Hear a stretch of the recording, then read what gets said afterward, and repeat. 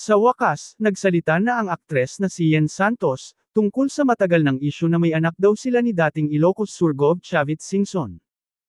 Hanggang ngayon ay hindi pa rin mamatay-matay ang chika, na nabuntis at nanganak daw noon si Yen at ang itinuturing ama nga ay si Manong Chavit.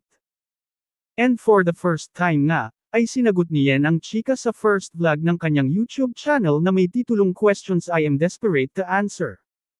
Dito nga siya natanong tungkol sa issue sa kanila ng dating gobernador. Paliwanag ng aktres, kapatid daw niya ang lalaking sinasabing anak nila ni Manong Chavit.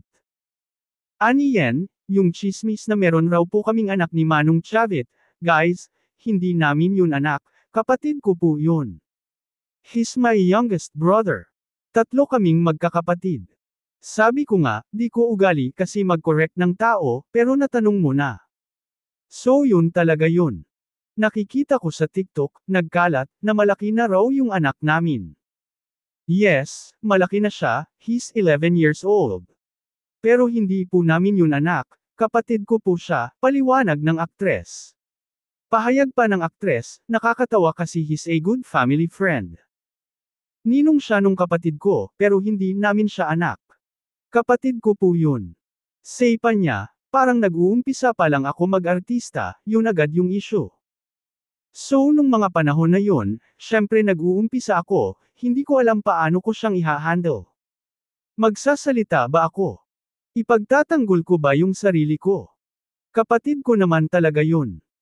Himutok ni Yen Santos, so noong una, hurt na hurt ako, na parang nadadamay yung bata doon sa issue na hindi naman talaga totoo. Ang suggestion niya, sa kanyang team, bakit daw hindi sila gumawa ng content kasama si Chavit, para siya rin masabi niya na, wala po kaming anak. Kapatid ko po siya guys. Oh, I love him very much. Yung kapatid ko ha. Pero kahit na nagsalita na si Yen, malakas pa rin talaga ang paniniwala ng mga netizens na may anak sila ni Chavit Singson.